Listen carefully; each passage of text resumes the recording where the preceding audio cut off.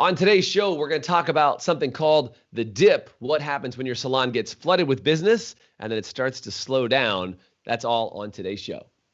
Salon owners are some of the most amazing people on planet Earth. The only problem is sometimes their hearts are so big and they give so much of themselves to their staff and guests that it creates unintended consequences.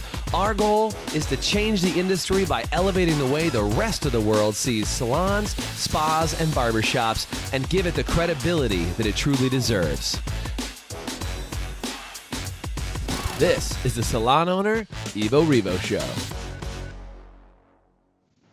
Hey, what's going on, everybody? It's Jason Everett. I'm hanging out here with Mr. Doug Campbell. What's up, Doug? How's it going?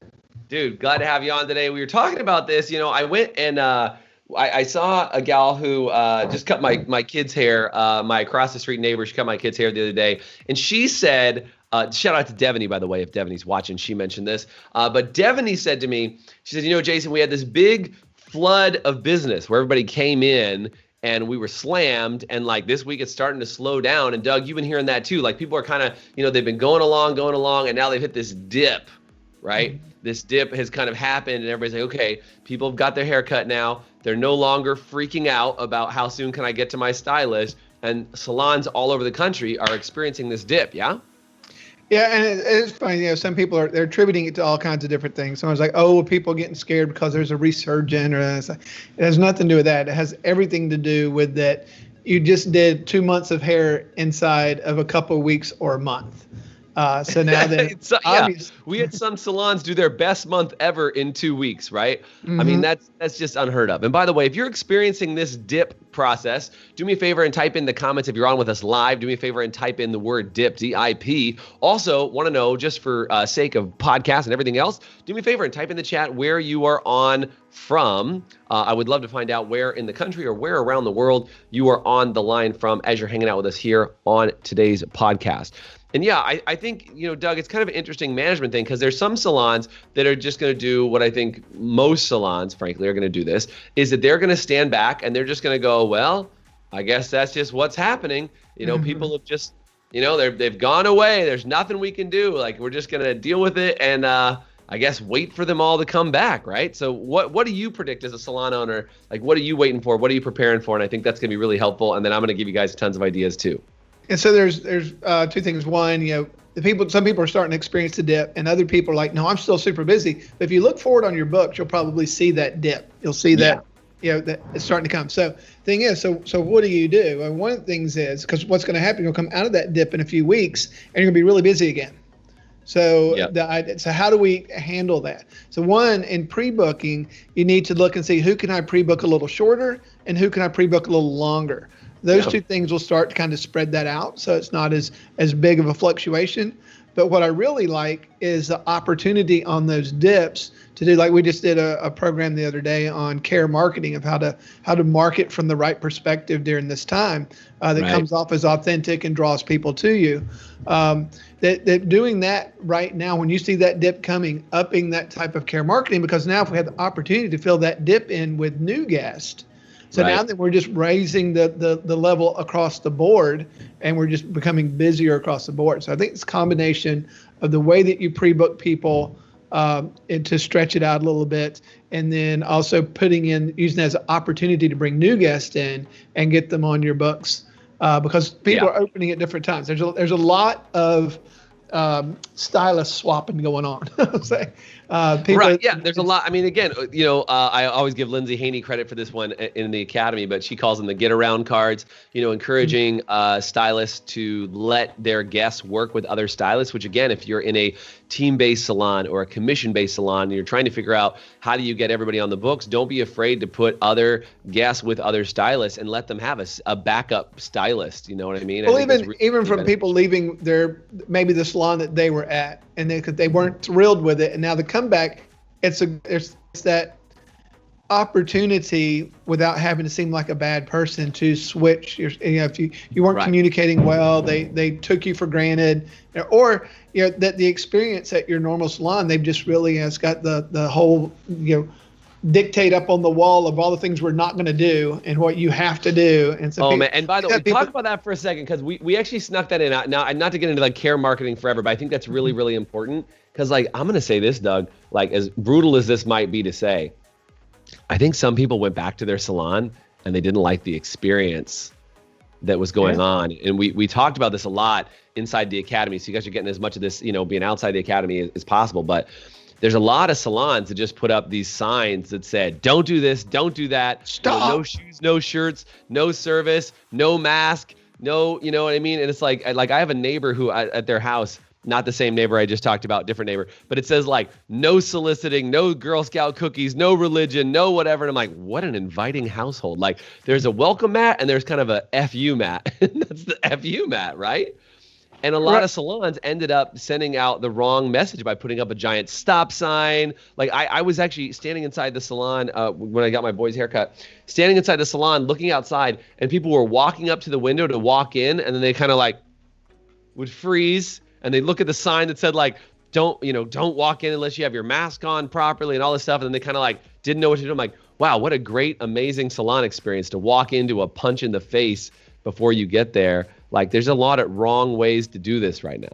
Yeah, so the thing is, you emphasize it is what it is, and we're having to do the proper, safety aspects and precautions. But that should not be the focus. People aren't coming there to be wrapped up in face mask and sanitized and sprayed down and all that stuff. They're coming there for an experience. They've missed the experience for a couple of months. They're coming there for the experience. They want to feel amazing while they're being made to look amazing. I think that's an important thing. It's not just the service, it's the experience. So as a salon, you need to stay focused on that, because I can tell you we've gotten a ton of new guests because our guests are like, oh my God, I just missed this so much. And they're telling their friends, and their friends are like, that wasn't my experience. My experience was come in. Like not my salon. My salon forced me on lockdown and tied me up and did all these things. Right, and everybody was talking about how the world's ending and everything's terrible and we're not going to blow dry your hair today. And it's like, so we're just gaining guests from that because our guests are talking about the experience, and then they're sending people like, I was starting to get uncomfortable with that. I'm ready for a change. I'm going to go to a new place. Because you can do the experience and still be safe. They're not mutually exclusive, which I think that's what people have gotten confused about.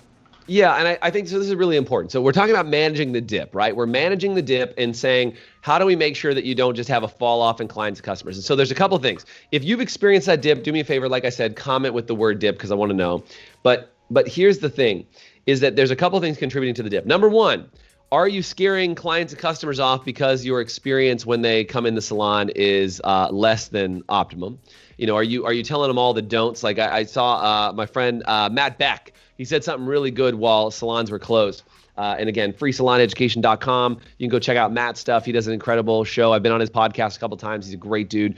But he said something really easy. He said, instead of telling guests what they can't do, this was during quarantine, instead of telling guests what they can't do while they're gone, don't dye your own hair, don't cut your own hair, don't touch it, just wait for me. Hashtag wait for my stylist, right?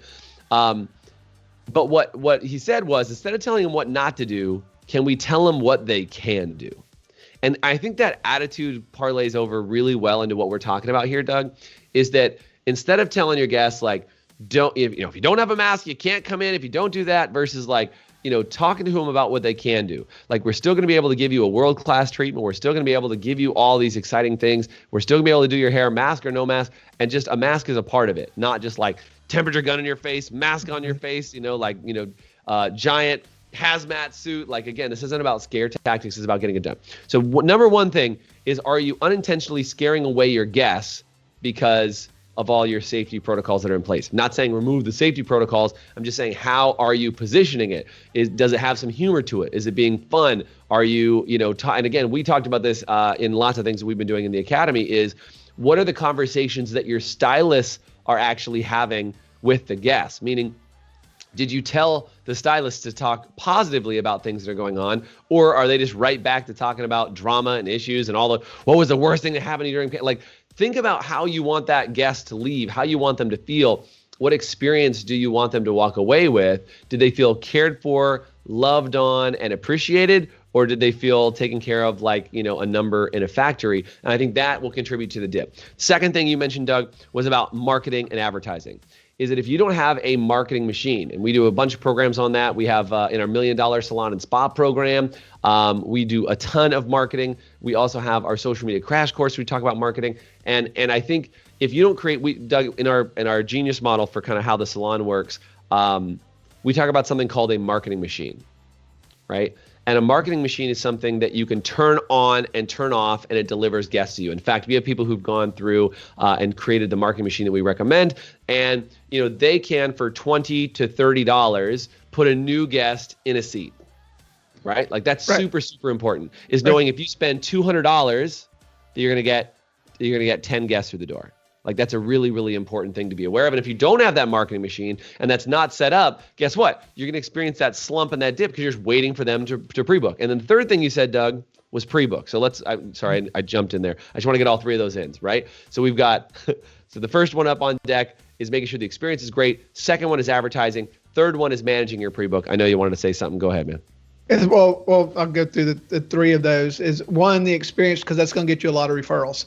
You do the experience better than anybody else is doing the experience. That's going to start putting people into those dips. So that's a great way. And the marketing, it's like, so once you've got what you're doing, you've got the right message. So there's two things. You've got the functionality part of it, and then you got the message that you're sticking in there. And of course, that message is going to need to change over time. If it's the same message that you were using before the shutdown, it's the wrong message, and the machine is not going to function well. So anyway, so we got the right message. We're putting it out there. It's authentic. It's a good message. But now look, when do we put it out there? So that's where you got to look at your timing of when your dips are happening and make sure that you're ramping up right before that dip is coming. And then whenever it starts to fill back up, you pull back off. So when you get busy again in a couple of weeks, you would back off of your marketing, and then as that you see that then you put it back in. So just being strategic about the way that you're fueling the machine to get the people in there at the right times. Yeah. And then on the pre-booking, I think is because people are pre-booking more, of course, because they just went through a scarcity moment of not being able to get in, so they want to make sure. So it's a great opportunity to get. If your pre-books aren't up around 90%, then you need to have a talk with your staff about being conscious about being in the moment and taking advantage. Everybody wants to make sure they're getting their next appointment, so help them get what they want.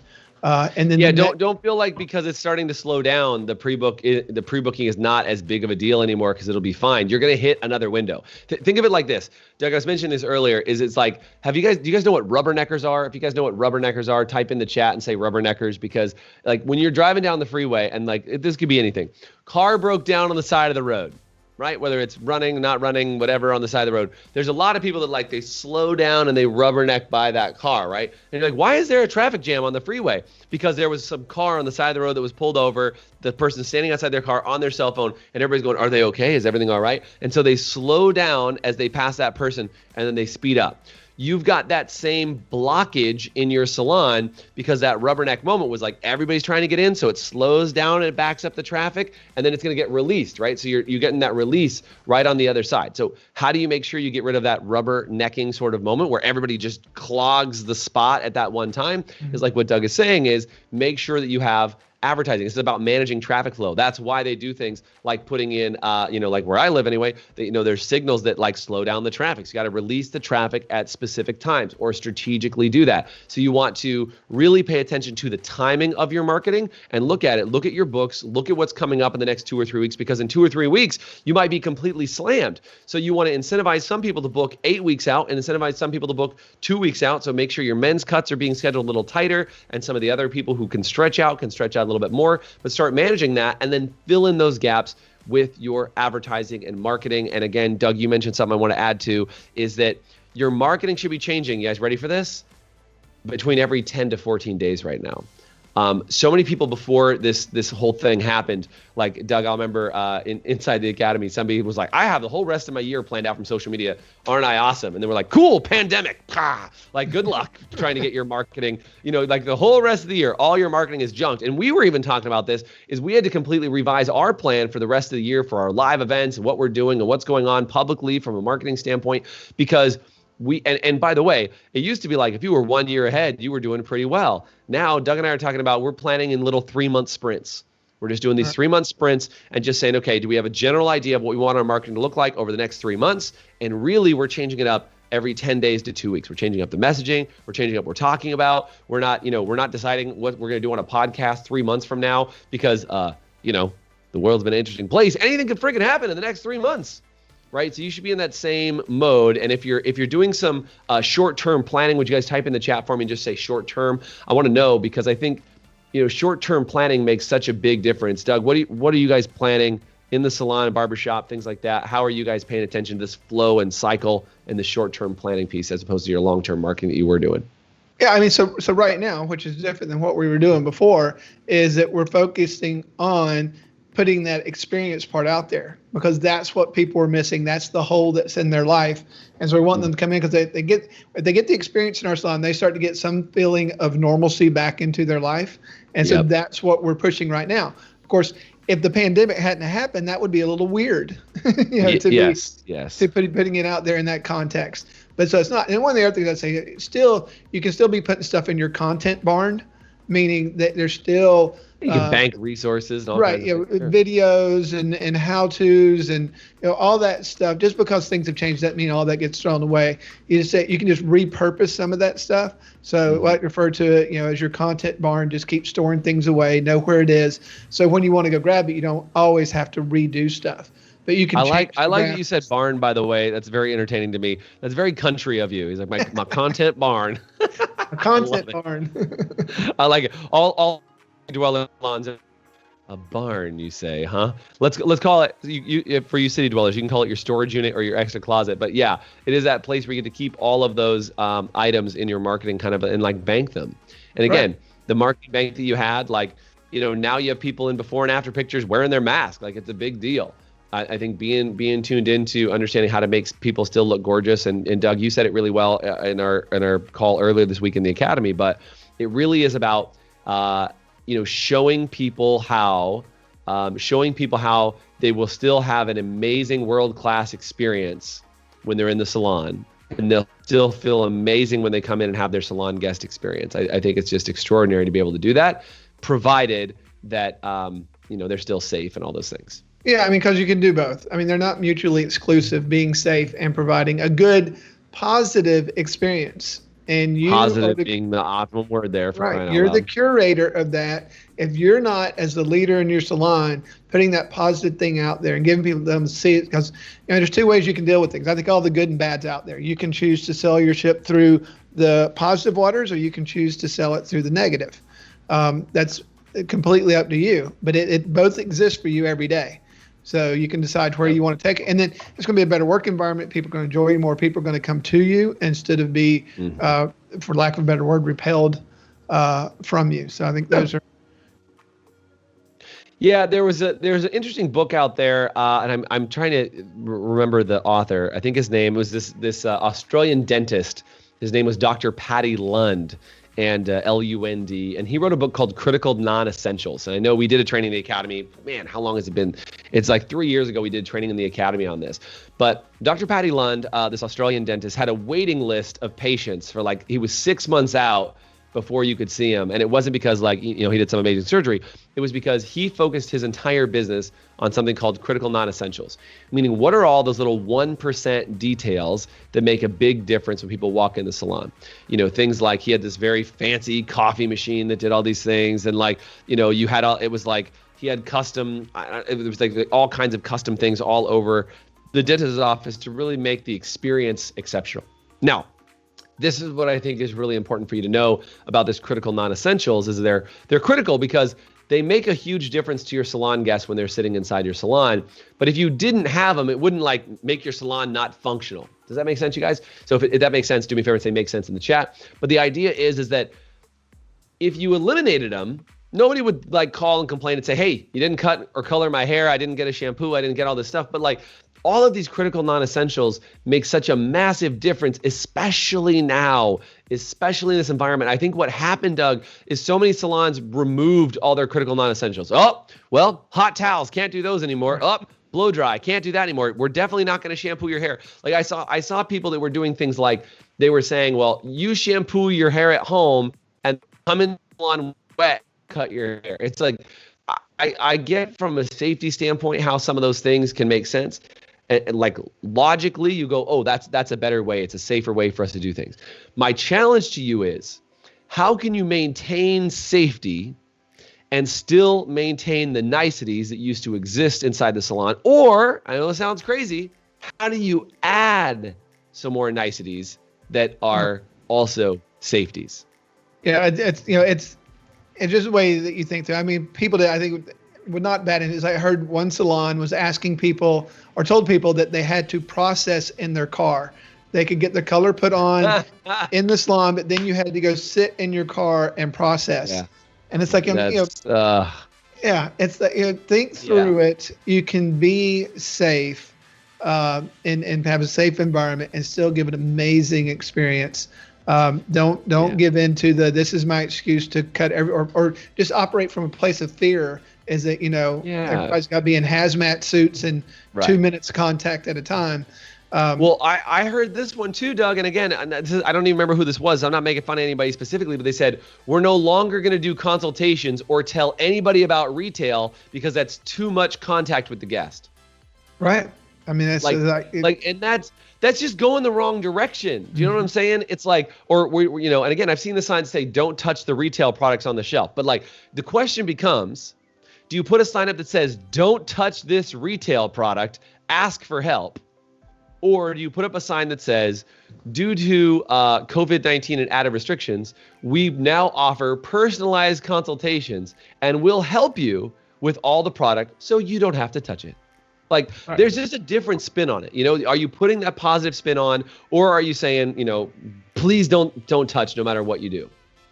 Yeah, I think it's a different way to look at it. All right, you've got the choice. You can go whichever way, and the result is, so the results are going to be, some salons are going to get very busy and grow from this, and the other ones are going to be like, I don't know what happened. It's like my business just fell apart.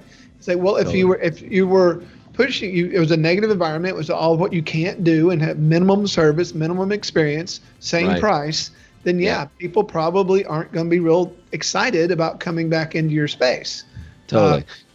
Totally.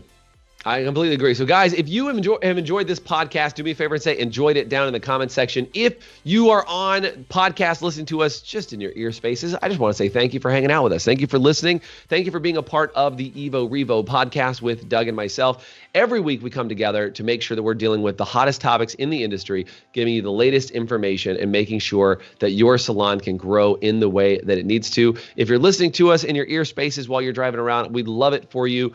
We would love for you to do us a favor and review the podcast. It makes a big difference. We are reaching lots and lots of people now, and we're getting more and more downloads every single week because of amazing listeners like you. And whether you're watching us on YouTube, on Facebook, on Instagram, after the fact, or anywhere else you could possibly find us, do me a favor and head over to all of our social media at High Performance Salon, or check out highperformancesalon.com. Write a review, leave us a message, and we're working on improving this so that we can give you opportunities to ask questions, interact with us at a higher level, and get more support for your salon. But hopefully today's podcast really helped you to manage that dip and make sure that you don't have any dip in business. And in fact, this year still, as we've been talking about the whole time, Doug, becomes your best year ever. Anything you want to say in closing, Doug? I think that's the thing. I think this is a springboard to make this your best year ever. And so just take advantage of it in that realm of look for the positive. It is sitting there waiting for you to pick it up. Completely. All right, guys. Thanks, and have a great week. Thanks for listening to the Evo Revo podcast. If you liked today's episode, please subscribe, leave us a review, and you can always get more information, including show notes and the video episodes at evorevopodcast.com.